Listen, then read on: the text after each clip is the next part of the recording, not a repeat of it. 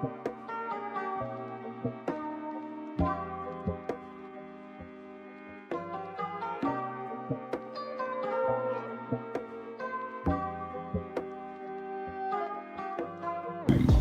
welcome to Sustainable Hydroponics and Organic Gardening Supply. I'm Jeff, your gardening coach. I got a question. Would you like to bathe in a tub of acid? How about roll around in a field of salt? No? Well, your plants probably don't either. Coming up, we're going to be talking about pH and electrical conductivity and how we can monitor that for plants to ensure that we have successful growth.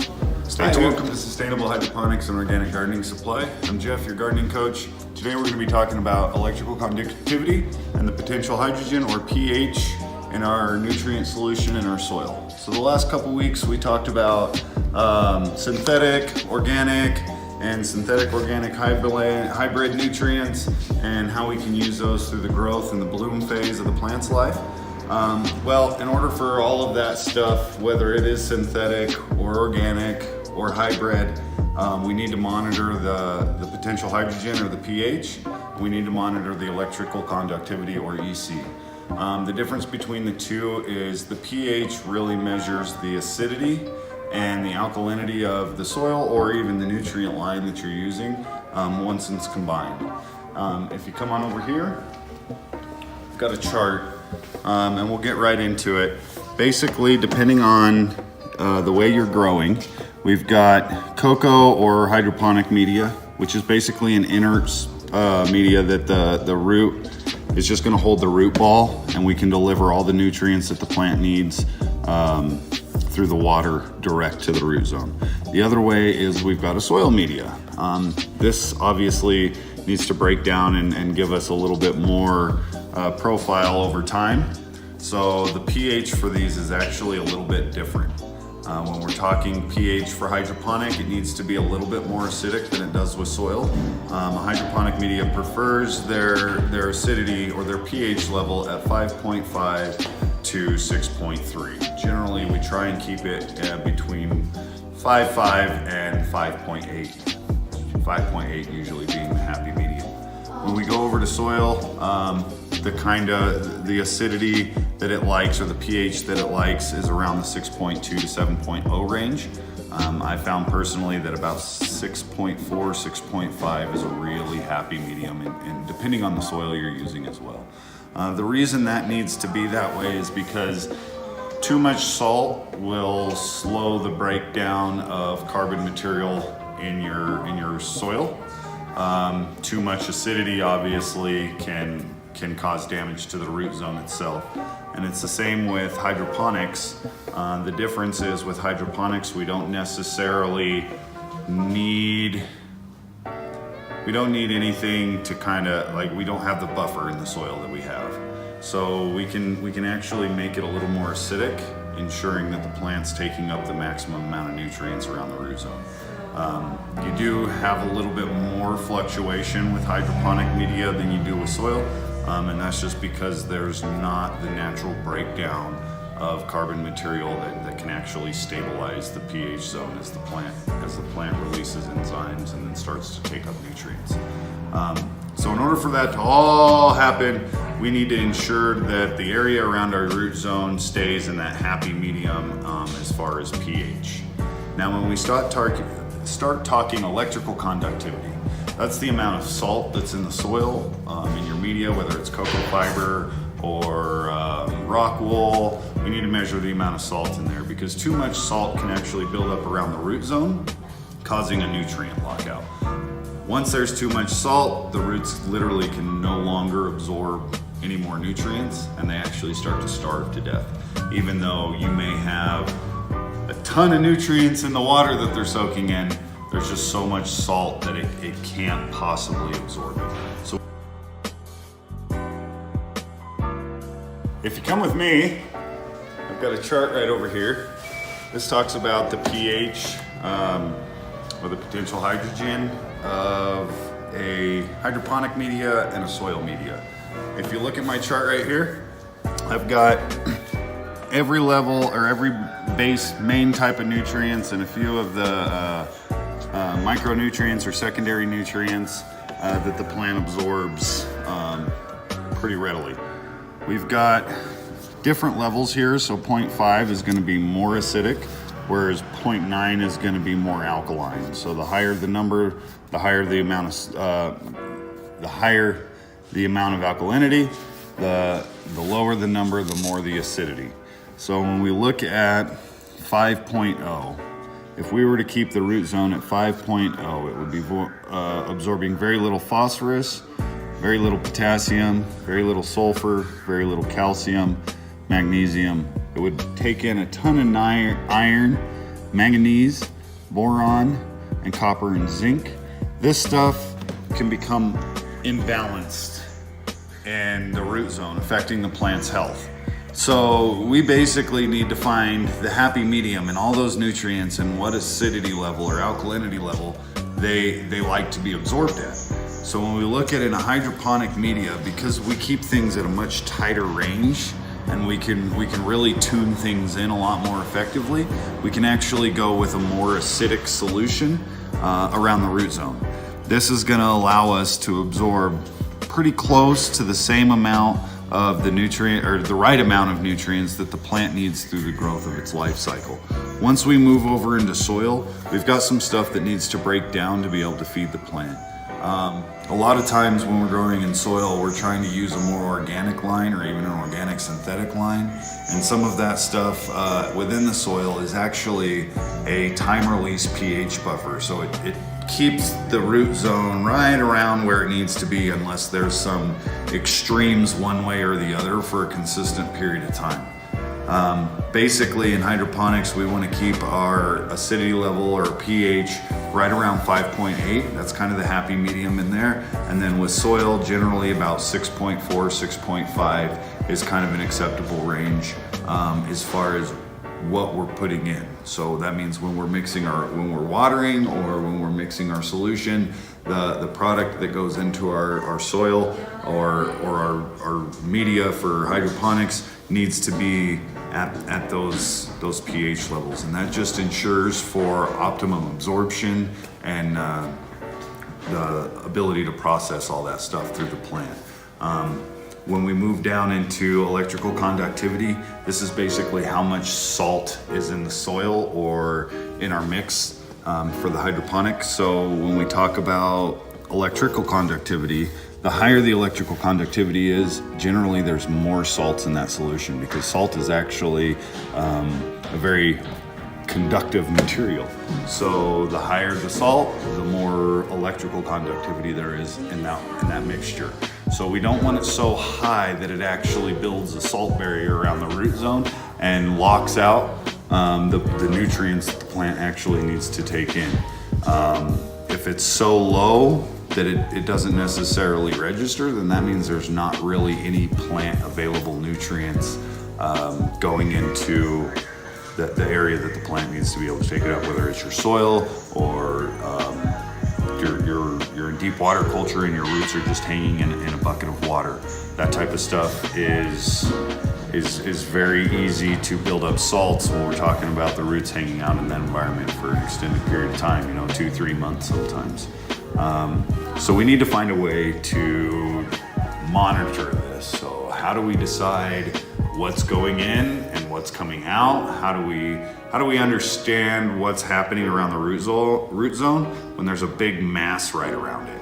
Hydroponics makes it really easy because we can lift up and expose the root zone and see a lot what's going on inside of there, and we can get a chance to monitor the water that goes in and comes out very effectively. And this is what makes hydroponics kind of a step above growing in soil or in an organic media, is because you can really accelerate the growth of the plant in general, the vigor, the flower production, everything.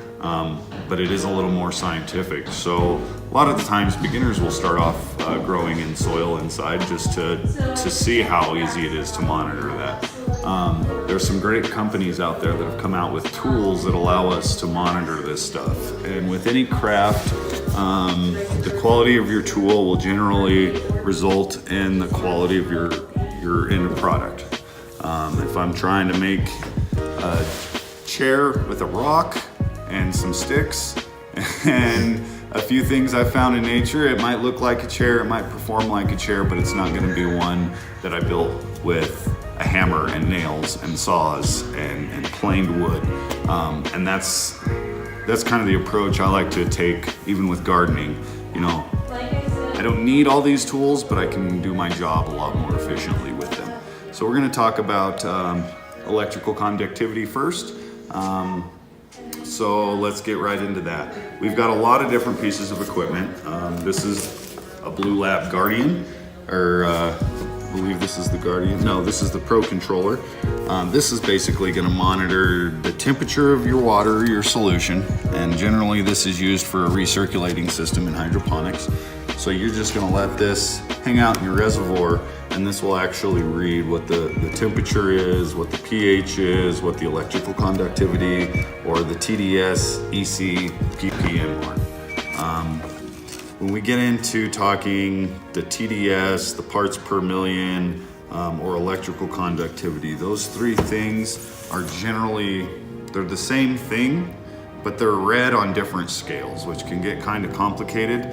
So I'll make it as simple as I can. TDS is your electrical conductivity times 500, okay? PPM is your electrical conductivity times 700. This is just gonna give you a range on, again, how much salt is in your water or your soil base. Electrical conductivity is more accurate than TDS or PPM, but depending on your feed, depends on what chart you necessarily want to follow and how they recommend you feed based off of how they've designed their product. So this one's really nice in the sense that it can actually read all three of those. So if you do have a nutrient line that recommends you feed on the 700 scale, then you can easily monitor that. They also have a combo meter. This one's not as sophisticated as the Pro Controller, but the combo meter is nice because it is still a digital readout, and it will show you pH, the electrical conductivity, and the temperature of your water. This one as well reads EC, PPM, and TDS. So that's one thing that does come in handy again when we're talking in a hydroponic reservoir.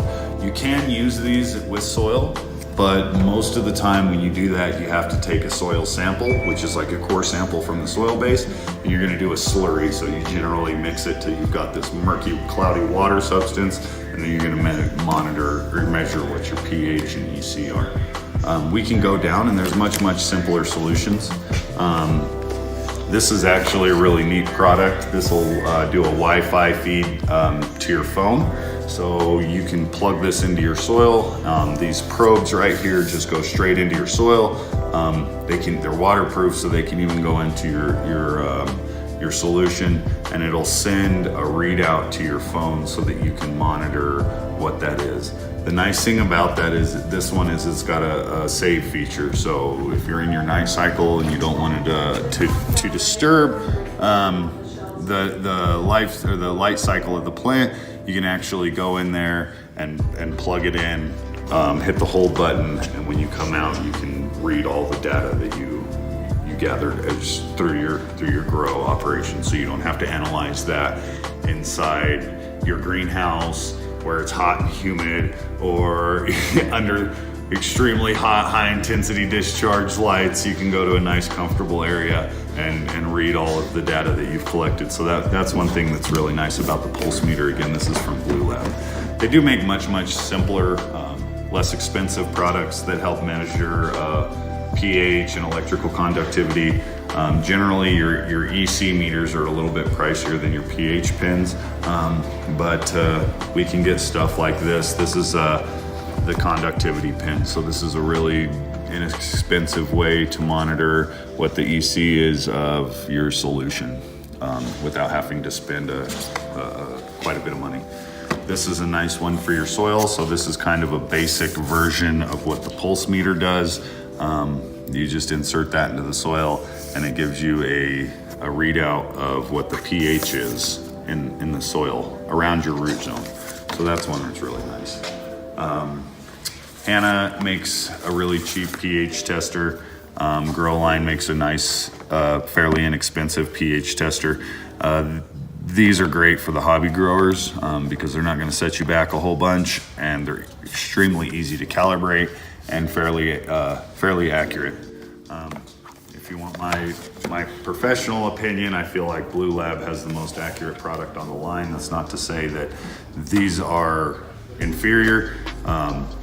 Blue Lab just really does a good job on backing their product and ensuring that people know how to use it correctly so that they have success with their grow.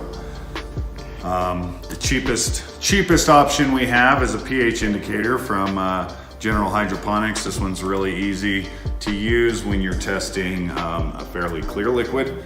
The problem that we have with something like this is when you get into something that's a little cloudy or murky or dark colored, it's going to be difficult to get an accurate readout on this because your pH indication is color coded. But this is, in a pinch, a really nice way to go. Once we've monitored what our pH is and our electrical conductivity is, we need to figure out how do we raise, how do we lower that. In electrical conductivity, it's really easy. If there's too much salt, drain some water, add a little bit more. That's gonna balance that out and lower your EC. If your EC is too low, then we're just gonna mix a little bit more nutrients and bump that up to where we need it to, depending on where we're at in our feed chart. So that's something that comes in really handy when monitoring pH, or EC, I'm sorry, so that we can make sure that the plant is feeding constantly at its optimum potential. So that's really easy to adjust.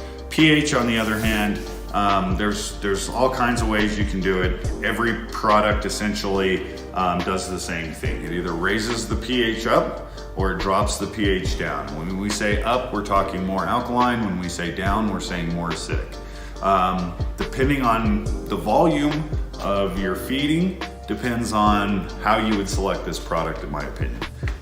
If you're mixing small amounts of water to feed, I would generally recommend something that's not as concentrated, because when you get into higher concentrations, you're generally talking a drop can affect the entire solution. So we want to make sure that's very controlled, so we're going to stay with a more mellow type solution. Now, if we're mixing a 105-gallon reservoir to feed a big giant greenhouse, we may be able to dump a whole bottle of these and only drop it a point or two. So we're going to get into a higher concentrate, whereas with that's where the Psycho and this Central Coast product come in, because these are very high concentrated versions of phosphoric acid, which is going to make the product, I'm talking a couple drops can affect a 55-gallon drum, which really is more costly when we're talking on a much larger commercial scale, versus, maybe 15, 20 gallons every week or two that we're mixing on kind of a hobby or grow. So selecting that product is really important in the sense that if I buy something that's too strong, am I going to constantly be adding an up and a down and a back and a forth to try and get it stabilized where I want it to be? Or can I get it to a point where I know once I mix my line and I add a couple drops of Mad Farmer or some General Hydroponics, then I know, okay, these two, my pH should be my zone from my prior mixings. So you can start to anticipate, and it doesn't take nearly as long. But when you're getting into higher concentrates, you're looking at a greater fluctuation if you go in excess or not enough. These, again, are really, really cost efficient, but you have to be very careful when you're dosing these because they do have a greater effect. Other than that, when we talk mixing all of this stuff, we're gonna basically figure out what the pH and the EC is of our water. Once we determine the pH and the EC of our water, we're gonna make drops to basically adjust that ahead of mixing our nutrients. Once we mix our nutrients down, then we can come in and we can adjust a drop or two here.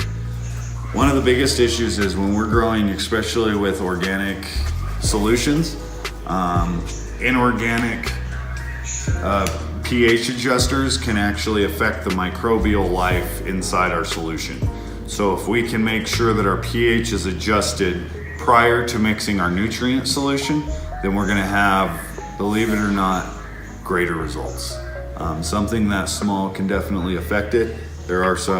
Obviously there's some fluctuation in getting that figured out, but once you narrow it down, we can go, my water from my RO machine comes out at 8, I need it to be 6. If I add 3 drops of pH down, that puts it at 5. Once I mix my solution will bring it back up to 6.5. We're right where we need to be.